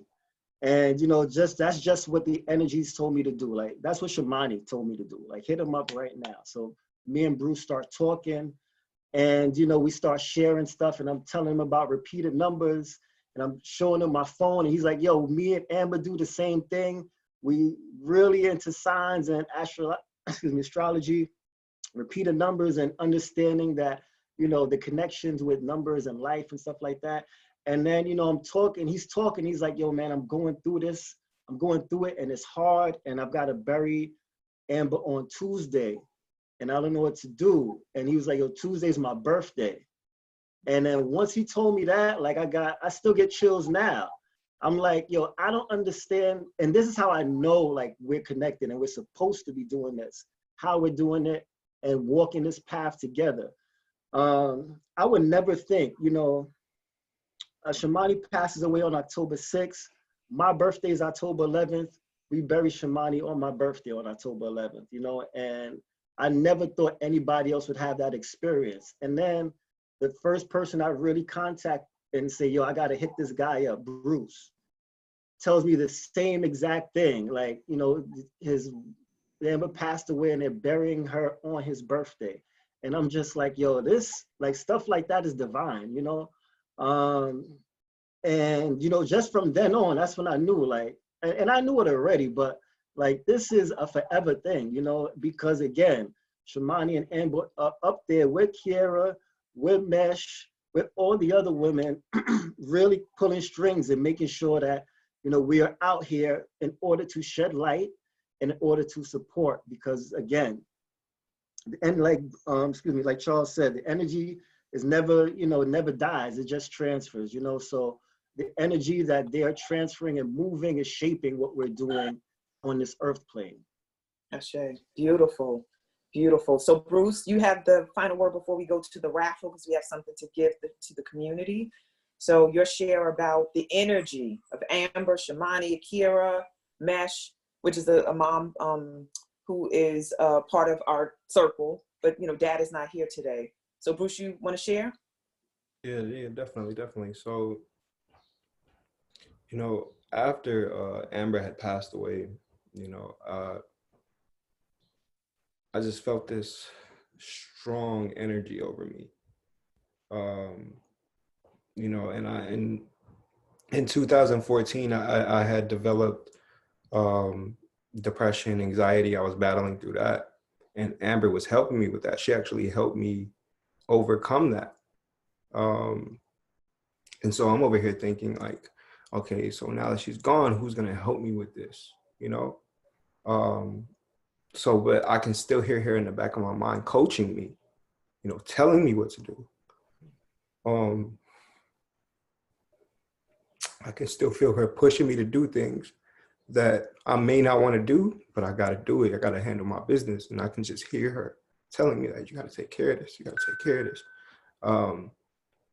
And, you know, after she passed, I'm thinking, you know, how am I going to do this? How am I going to bring this to light? How am I going to overcome this? And I feel like this whole month just speaks for it, because we were able to accomplish so much within a month. And I feel like that's Amber putting everything I need in my path. She knows my strengths. She knows what I can handle, what I can manage. And I feel like she's been putting everything in my path. She's been putting all of the right people in my path to uplift me and to help me. And I'm grateful. I'm grateful that I'm meeting, you know, Omari and Charles, you know, brothers that have been through the same situation, that know exactly what I'm feeling. And the same thing Omari was talking about, yeah, with the numbers, and we pay attention to all of our signs. So I'm looking out for every little thing that I can to incorporate it with what I'm doing today, or with my next missions or my next steps. I still feel her presence. I thought, you know, she'd be gone and I'd feel a disconnect, and, you know, not her being here physically, but I still feel her spiritually. I still feel her. Like, I still feel her pushing me every day. She's helped me grow so much as a man. And I just utilize those tools and everything that I learned from her to move on every single day. And we're getting so far. So I still feel her spiritually. I still feel her energy surrounding myself, Elias, her mother, her family, you know. Amber used to do these little things. She used to wake me up in the morning, make sure I take my vitamins, make sure I'm drinking water. And now that her family's been around the apartment, they'll come without them knowing that the stuff that Amber does, they'll come to me and be like, oh, did you take your vitamins today? Oh, did you take your water? Did you drink enough water today? And I know that's Amber talking to me. So I know Amber is still here, and I know she's still looking out for us. So I feel her here.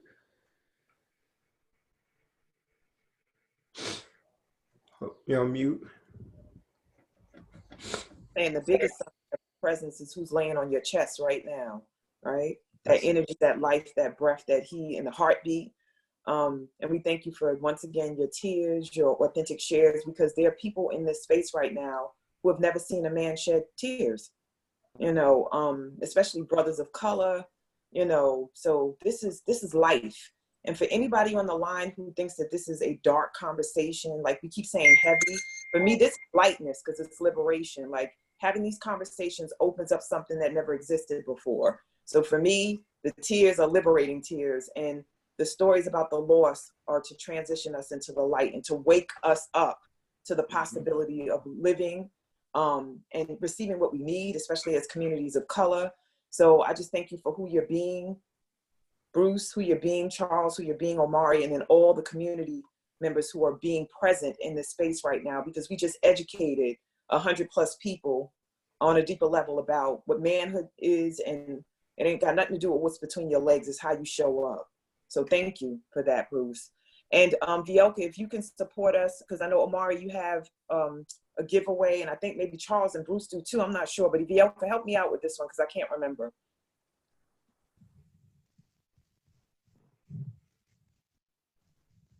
Awesome. Thank you, Vielka. So last time I was on, I forgot to give away stuff. Yay! So today I'm going extra heavy. So what I want to do is I want to give away one free 18 by 24.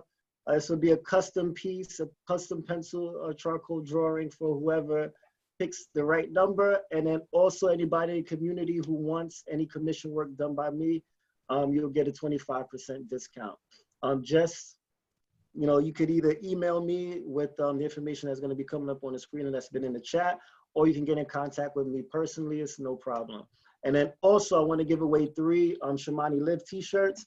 So these are my Shamani Live t-shirts, and I want to give 3 of these away as well. Awesome. Awesome. So because we've been talking about numbers and you know how we do. Yeah, so definitely. We have 91 people in the space. So I'm asking Charles and Bruce. Charles, I don't know if you're in the number space with us, but we're going to bring you on in here. You're going to be inducted into the number space and the energy of numbers. So pick a number that resonates with you and resonates with Kira, Amber, Shamani between 1 and 91. 23. 23? Oh, that's crazy. That's your number 2, Bruce? Oh. All right, I got that. All right. 23. And then Omari, what's your number? My number's gonna be 51.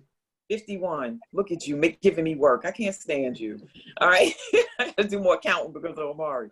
All right, let's see what's happening here. 1, 2. Say hi to everybody. You want to say hi?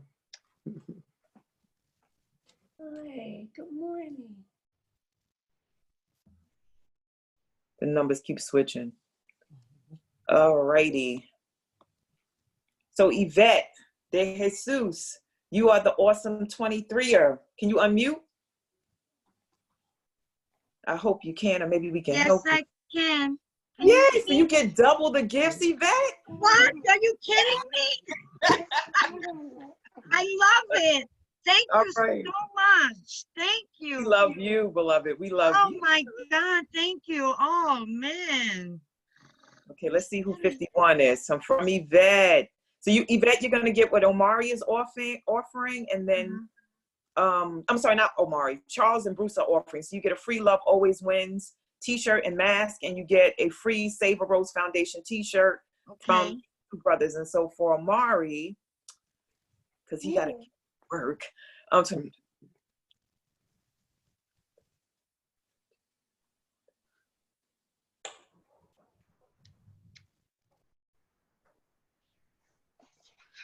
So it's a brother, Gerald. Oh, this is Jerry. That's actually, no, Naria's funny. So Omari, it's up to you whether we're gonna give this to Jerry or not. Do you owe him some part? That's hilarious. I knew.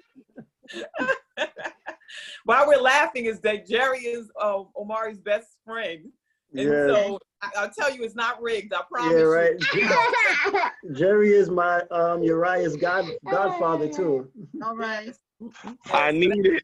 I need it. Oh, I need it. I need Got it. you. All right, I love it. I love it. It's all in divine timing and order. Shimani is telling y'all to generate on some other level. I trust that. All right, so let's show everybody, if we will. Let's go to gallery view. Oh, I'm sorry, we have to do the slides. I'm getting ahead of myself. So, Omari, you want to do the love offering, or you want me to lay this out? Yeah, I'll do the love offering, and you could, bring it home. You know how we do. Uh-huh. So this love offering is going to be a lot different from any other one that we have done. So again, there's 3 gentlemen on here. We all have our own foundations that we are creating and need support in establishing and then also furthering. So these love offerings are going to go to all our foundations. Specifically, so that is my foundation, Aria Foundation, Charles Foundation, For Cure for Moms, and then also Bruce's foundation, which is Save a Rose. So again, all proceeds are going to go to the foundations in order to help continue this work. So you ask, how can you help? What can you do? This is how you can help, and this is what you can do. And then also what I want to do is take it a step further and donate my donations from you all to Bruce's foundation, Save a Rose, because we want to make sure that he is covered just the same way that this community has covered me and my family. And, we just want to make sure that we move that energy, that we show the support that he and his family definitely deserve. Thank you.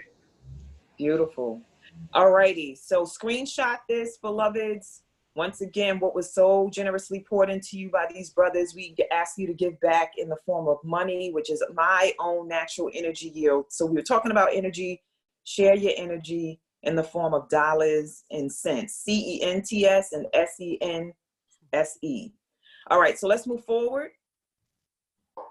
Contact information. So, take it away for yours. So if you're on Facebook, you can reach me at Artful Living BK. On Instagram, I am MUZM_U_Z, Muzz, and on Instagram, I'm also Brooklynite Muzz. So Muzz is my personal page, Brooklynite Muzz is my art page. And then again, if you want to contact me, if you want any commission work, anything done, any pieces, or if you just want to know how me and my family are doing, you contact me on all these platforms or through email, omari.maynard@gmail.com. Awesome. Next slide, please. And my name is Bruce McIntyre. I can be reached at, all inquiries are going to the Save a Rose Gmail account. So that's savearose.foundation@gmail.com. I'm sorry.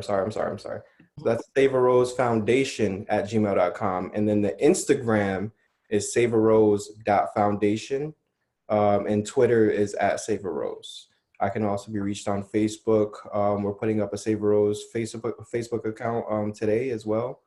But I can also be reached at Bismack3 on Instagram or Bruce McIntyre on Facebook.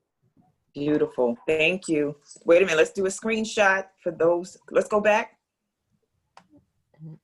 Thank you. So just screenshot this. If you need to be in touch with Bruce to support his work and his movement. And so, yes, we can move forward. Thank you, Bielka. All righty. So Charles Johnson and organization is For Cure for Moms. And it is the same on all social media platforms. The number 4 KIRA, the number 4 MOMS. And it's also the website domain www.forcureformoms.com.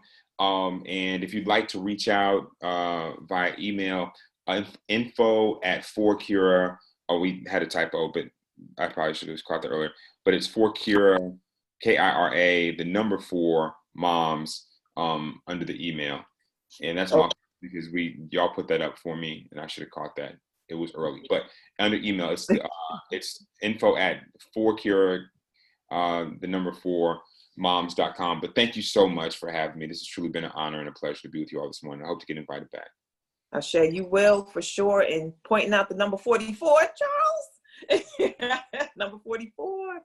All right. So who's up next? Tomorrow, Stacey L. Simmons. So dope. Love her energy. Cannot wait.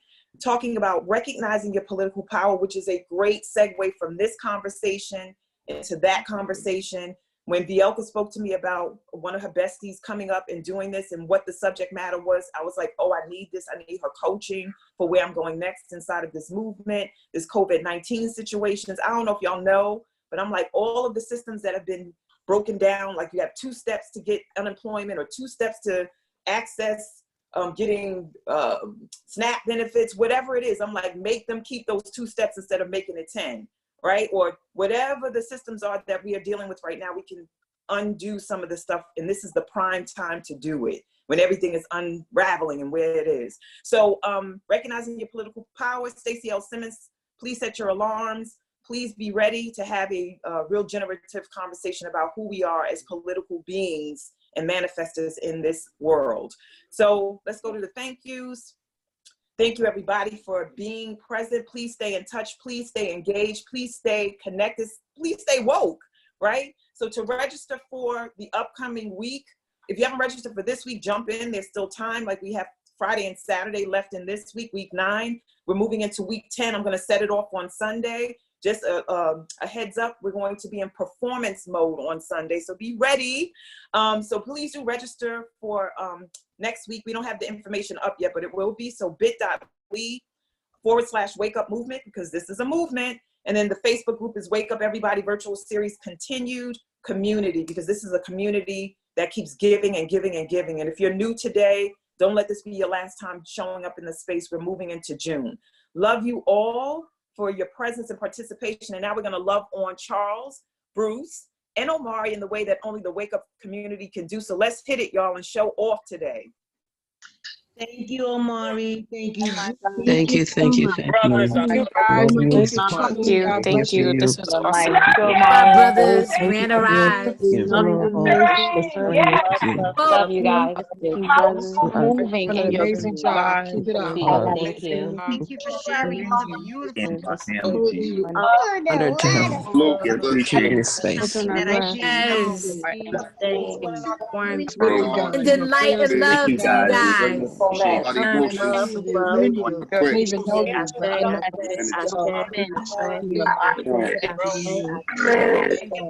Thank you for your brilliant sharing. Unfortunately, had to go through this foundation around you. They are so happy that you have each other.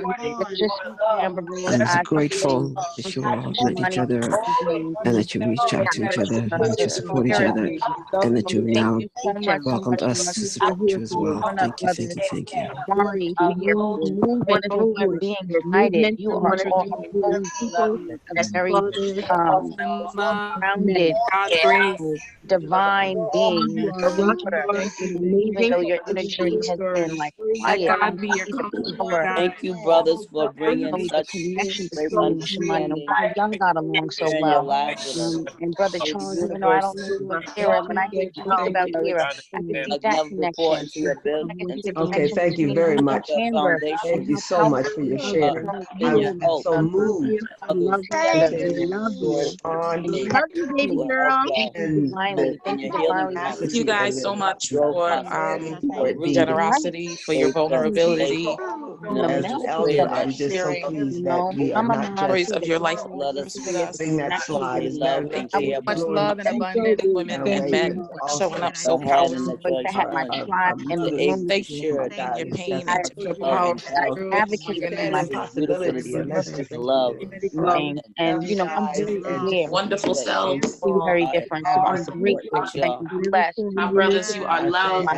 Able to come home and raise my And your You are children. enough. You know, very blessed as and y'all grateful to We operate around the support kind of you. mind that We I have, uplift that you. avenue You are that I loved. have see. your And for you, presence You are loved. You are in loved. this You are you all world have cared the minds that you through have, the You are willingness, loved. You the are supported. foundation You are ability to allow yourselves to program be for embraced. And Charles, things thank so that you you grateful share for so your much. children. and that your children be Thank you blessed for and what's healed. We don't have to know coming. you. Thank We you for love you. listening. And We love you. to To you, We love Marcy, you.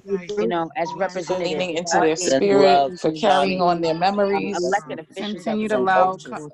that the has community to blessed pour us back with into you. Restore We grace, love restore you. We love power, them. restore passion, The restore energy in the restore air joy. of We're here for all you. the other disenfranchised and other atrocities God and bless you. egregious acts that, you know, Sending you we guys love and light. children have been dealing with. These past shootings of both Brianna and George and Ahmad and so many others. And, you know, I mean, just so many others. Thank you all for moving through that energy and still showing up every day to do what it is that you do. We appreciate you. We love Thank you. you.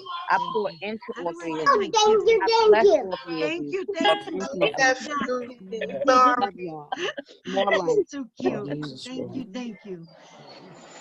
Thank you, thank you. So much love to you all. We love you. Thank you. Blessings and peace to you all. You are all three amazing. And I'm so happy that you found each other in this community to be supporting. Give me Thank that power. you. Give me that energy. From the bottom of my heart, thank you. Black men rock. Absolutely. And we are standing behind all of you, all Yes. men and brothers that's Yes, going we through love this. you. You have your wives and your partners in the spirit world, and then you have us here in the physical world, and we are moving with a mighty force, mighty force of fire and movement and action. Yes. So thank you for allowing yourselves to be held, and thank you for being the drivers I say, I say, I ready to say, shed I light say, I on this say. Thank you, conversation. thank you, thank you. Again, thank you. Love y'all. And grace. Thank you, Shawnee. Thank you, team. Thank you, everybody on this call. Thank you all. Yes, thank you. I love you.